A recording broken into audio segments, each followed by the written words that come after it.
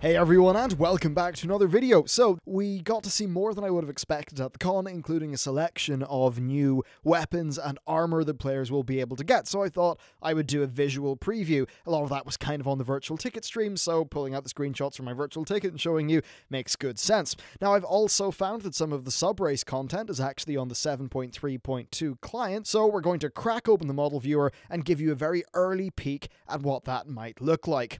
Okay, with Alliance versus Horde being one of the core themes of this expansion, let's first take a look at the Warfront set. We're not 100% sure in the acquisition method, but we do know that Warfronts are semi-event based in terms of their uptime, and that while there will be repeated rewards for it, you should be able to run in and actually get a decent amount of stuff quite quickly. So, here are the new Warfront weapons, and first we've got some really cool looking halberds and staffs. These really remind me of the original PvP sets that we had way back in vanilla, in that they're just so clearly themed around the very kind of old school style of the factions. And then when you move on to the maces, again, you really see those parallels with the original gear. I just love how chunky these are, how bright they are. Very nice indeed. And when we hop on over to the shields, once again, of course, like their shields, they generally tend to, or at least potentially, look quite epic, and I think definitely we're getting some brilliant ones here.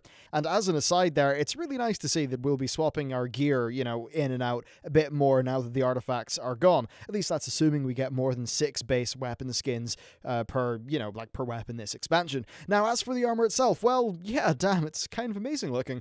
I love the matte white silver effect that's going on with the Alliance set, and I think it's kind of unfortunate that Blizzard previewed the Horde one on a human. I'm assuming that orcs who stand upright are not really ready yet, but imagine how badass that armor would look like on an upright orc. You'd be a total beast. Okay, let's hop on over to some of the armor that's themed around Kulturas and Zandalar. So we got to see some really good snippets of what the team was going for during the con, especially in the Warcraft art and design panel. First of all, this image just gives us a really nice look at the visual sort of themes and styles they're going with for Kulturas. It's definitely a bit more rugged and worn. So let's see how this translates into reality. Now, the humans of Kulturas, they're also themselves actually quite a bit more stylized, as you're going to see in these bits of concept art. Now, their gear is very much a kind of used maritime look. It's been worn by the, worn out by the elements. You know, it's odd. It's actually oddly close to one of the factions that we're designing in the game that I'm working on at the minute, but thankfully the settings are completely different, so there's really no overlap. But let's look at the in-game armor. So, first of all, let's have a look at these three guys.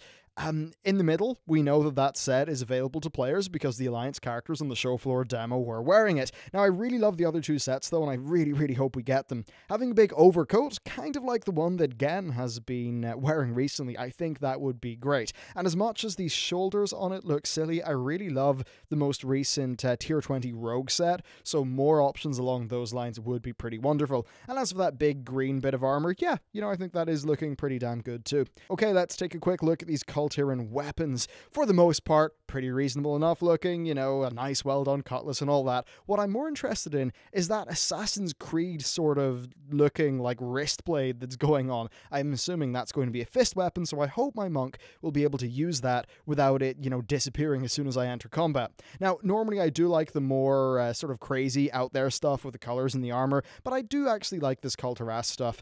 It's weird. I really like the out there armor, but I also like the armor that sort of looks realistic and reasonable, so for me these new leather armor sets are great. Now let's take a look at the Zandalari stuff. So this takes the troll look, makes it far more lavish, completely fitting of a 16,000 years old empire, and then when you think about the actual real world Earth inspiration for them. So far, a decent amount of it looks like sort of different variations of the same theme, but that theme is one that I think is very cool. You've got big golden headpieces with loads of colour, a complete feast for the eyes, and then we've also got the Blood Troll sets. Now, the Blood Trolls are one of the antagonists on Zandalar, so I'm not sure if we're going to get to wear their gear, but, I mean, come on, look at that stuff. I think it looks fantastic. You could really make a cruel-looking character with some of that in a Transmog, so I think it's very cool. Next, let's take a quick look at the 6 heritage sets that we'll be getting on the sub-races. So, you unlock the heritage sets by leveling a new allied race character from its starting level of 20 up to the new level cap of 120. We also do know a little bit more about the allied races, so I'll put that in here. A new embassy has been added to Stormwind and Orgrimmar. Now in the BlizzCon Alpha, Ian Bates, of course as he's more widely known, the red shirt guy, found that there were sub-race faction leaders as well as alliance and horde leaders in the respective embassies. Oddly, Rathian was sitting at the back of the Stormwind embassy. That's quite odd because Blizzard staff had said that Rathian probably won't be doing much this expansion. Now, after some NPC chatter, either Anduin or Sylvanas ask you to decide which allied race questline you want to proceed on first. So that's pretty cool. I thought I'd let you know what's going on there, but let's have a look at their heritage armor. Now, the Lightforged Draenei stuff, it's pretty much just, Draenei looking gear that we've all seen before. Sure, it's looking kind of cool, but a little bit hard to get excited over. It seems right now to just be a plate set. And the Lightforged can also be priests, mages, and hunters, so I'm not 100% sure how that will work out. Next, we've got the Void Elves. So they've got some really nice gear, they kind of look like a Void version of a Demon Hunter in a few ways. Now, having the various particle effects and all that, I think looks quite fantastic, and it'll go well with some currently available weapon transmogs. Some people had been asking whether the wings that are apparent, whether they're a Void Elf thing or part of the Heritage Armor set, and the answer is that they are actually something from the Heritage Armor set. So if you want those Void wings, you'll have to level one of these guys up. Now, Blizzard are currently testing Void effects internally, and while they said it won't be as drastic as, say, a Worgen transformation, it might look a little bit Shadow Priest-like. So Void Elves will actually have some Void effects when you get into combat, is basically what it looks like. Then we've got the Dark Iron Dwarves, and yeah, I really love this. It's truly armor that's designed to look just brilliant on the proportions of a dwarf. Give these guys dual-wielded hammers that are like on fire, and you've basically just got an angry bundle of fire and muscle, which would be pretty damn cool. Next, the Nightborn. These look fantastic, which we already knew. Their visuals were one of the stronger elements of Legion from an artistic perspective, so I'm pretty happy to see that. But interestingly, a bit of a side fact, the current Nightborn models actually have their clothes built into the model. So the clothes essentially aren't compositional. So even though these Nightborn do look very similar, it's actually a decent amount of work to remake their models and their clothing to actually sort of be good for players. And then of course we've got the Zandalari Troll set. It looks great, though it's pretty similar to the dungeon leveling gear and some of that stuff that we've seen earlier, so I don't think we need to delve too far into it. Then as for the High Mountain Torrent, well, it's one of the most Torrent looking sets I've ever seen. Really matches up with their culture nicely. It's, so much so that it's kind of unfortunate the other Torrent don't get to wear it. This would look fantastic with so many classes, especially I'm thinking like hunters and shamans if you can find the right weapon to like transmog with it. Now, so we've taken a look at that. Let's hop into the patch 7.3.2 PTR client on WoW Model Viewer. This is going to allow us to look at 3 of the sub-races, their current in-game models. Now, it's worth noting that these are mainly what's there for NPC models, though it was odd to see a Zandalari Troll in there.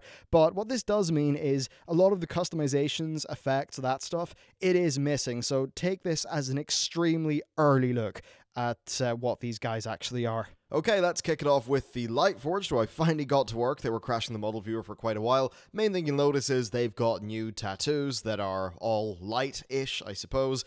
I guess that means Zera just sort of burns them onto you. Once again, that's a bit spooky. You've got golden hooves, which are a new thing as well. And in terms of various different options, right now it is extremely limited. That's just because it's using the options that are used by the NPC models, but you can see the little adornments and things like that do all come in the Lightforged color scheme as you would expect. Only 2 faces and 2 different skin colors at the minute. The other thing you'll see is, of course, the eyes. They are glowing in a different color than what you will be used to as a Draenei, so really it is definitely a reskin of a model that you've seen before. And moving on to the male Draenei, you pretty much see the same thing. Now, I believe one difference is that the Mark of the Naru, which I think can float above their head, I don't believe that is fully actually implemented here. We'll just go through some of their various different options in terms of facial hair and stuff like that. Of course, it's not really, it doesn't mean that much going through them here because this is just what's used for the Lightforged NPCs. So yeah, there'll be a lot more when players actually do get this. Okay, next let's cover these Andalari trolls. Now, I'm almost completely sure this is not the version of them you'll actually be getting in the game, in terms of, like, I think it is actually going to be another version of the model, but this does give you an idea of what a Andalari troll standing up tall actually will look like. So if you compare this with what we've seen in BlizzCon, it gives you a fairly decent idea of what a Andalari troll is like. Basically, they're not hunched over like the Darkspears, they're a lot more muscular, perhaps a bit shorter, but only because they're standing up straight, whereas a Darkspear, if they could stand up fully straight, they would be taller. So yeah, there you go. Quick little look at a Andalari troll. Next, and apologies for horrifying you with this, but it's time for the High Mountain Torrent. Yes, their underwear currently is not loading. Thankfully, there is nothing there. So, the main thing you're going to notice with the High Mountain Torrent is really two different things. First of all, their sort of skin general tattoo situation. They've just got some of the markings, which are known, you know, for the High Mountain. And then, of course, we also... I'll just go through those. We are also then going to have horns, so you get some more horn options right now, not fully implemented, as it would seem. The males get these really, really, really big horns. What's kind of unfortunate, though, is when we hop over to the females, you'll notice they sort of don't. Yep, so once again, I know no one really needed to see this at all.